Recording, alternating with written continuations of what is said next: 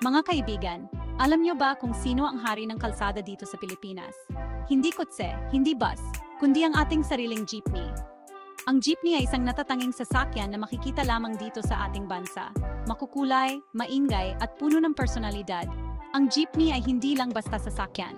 Ito ay isang piraso ng sining na gumagalaw sa ating mga kalsada araw-araw. Ito ay simbolo ng ating kultura, katatagan at pagkamalihain. Ang bawat disenyo at dekorasyon ng jeepney ay nagpapakita ng pagiging malikhain ng mga Pilipino. Sa bawat biyahe, kwento ng buhay at pag-asa ang ating nasasaksihan.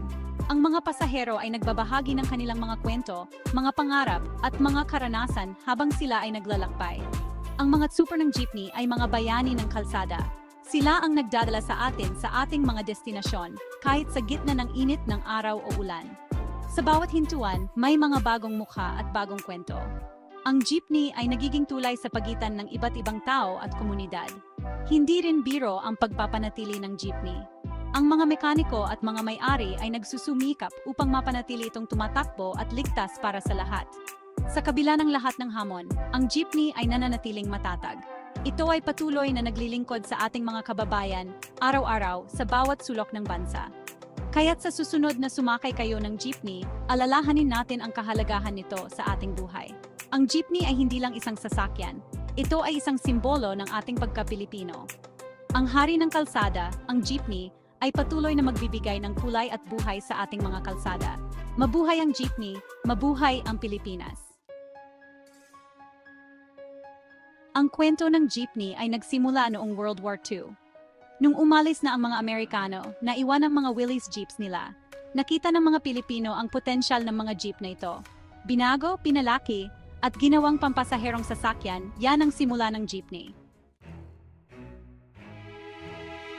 Sa paglipas ng panahon, nag-iba ang itsura ng jeepney. Mula sa mga unang modelo na simple at practical, ang jeepney ay naging simbolo ng pagbabago at pag-unlad sa Pilipinas. Ang mga unang jeepney ay ginawa mula sa mga lumang sasakyan ng militar na iniwan pagkatapos ng ikalawang digmaang pandaigdig. Mula sa simpleng itsura, dinagdagan ito ng dekorasyon, chrome, at makikinang na kulay. Ang mga jeepney ay nagsimulang maging mas makulay at mas detalyado na nagpapakita ng iba't ibang aspeto ng kulturang Pilipino. Ang bawat jeepney ay nagiging isang piraso ng sining na naglalarawan ng kasaysayan at tradisyon ng bansa. Naging parang canvas ang jeepney para sa creativity ng mga Pilipino. Ang mga artist ay nagkaroon ng pagkataon na ipakita ang kanilang talento sa pamamagitan ng pagdidisenyo ng mga jeepney. Ang mga disenyo ay nagiging mas komplikado at mas sining na nagpapakita ng iba't ibang tema mula sa kalikasan hanggang sa modernong buhay. May mga imahe ng superheroes, religious icons, at mga disenyo na nakakahanga. Ang mga jeepney ay nagiging simbolo ng pagkamalihain at pagkakakilanlan ng mga Pilipino.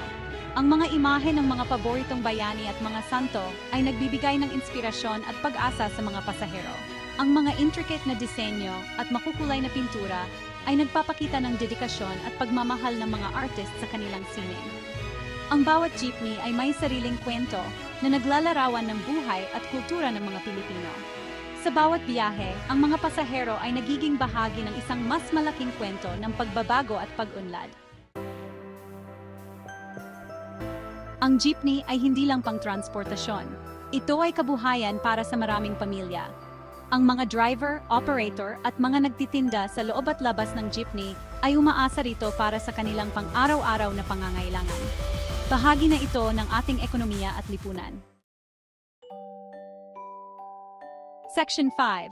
Trivia Time. Welcome to another exciting segment where we dive into fascinating facts and tidbits from around the world. Today, we're focusing on a unique aspect of transportation history that bridges cultures and continents. Alam niyo ba na ang salitang jeepney ay pinagsamang jeep at jitney? The term jeepney is a combination of jeep and jitney, reflecting a blend of American and Filipino ingenuity. But what exactly is a jitney? Ang jitney ay isang uri ng pampublikong sasakyan sa Amerika noon. In the early 20th century, jitneys were small buses or shared taxis that provided an affordable means of transportation for many Americans. They were particularly popular in urban areas before the rise of more regulated public transport systems. At alam nyo ba na mayroong tinatawag na King of the Road sa mga jeepney? In the Philippines, jeepneys have evolved into a cultural icon, often referred to as the king of the road. But what makes a jeepney earn this royal title? Ito ang mga jeepney na may pinakamagarang dekorasyon at disenyo.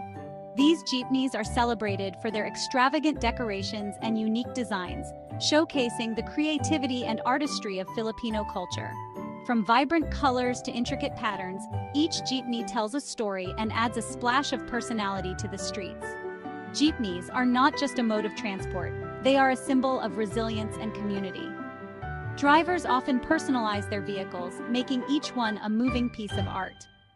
Passengers share stories and laughter, creating a sense of camaraderie on every journey.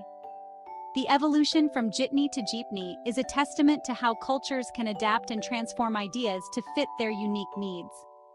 While the jitney has largely faded from American streets, the jeepney continues to thrive in the Philippines, embodying a spirit of innovation and cultural pride. So next time you see a jeepney, remember its rich history and the journey it represents. From the streets of early 20th century America to the bustling roads of modern-day Philippines, the jeepney is more than just a vehicle. It's a moving piece of history and a vibrant part of Filipino life. Section 6. Makina at Modernisasyon. Dahil sa pag-usad ng teknolohiya, may mga panawagan na gawing moderno ang mga jeepney. Gusto nilang mas maging environment-friendly at ligtas ang mga ito. May mga bagong modelo na gumagamit ng electric engine at mas modernong disenyo. Section 7. Ang kinabukasan ng jeepney.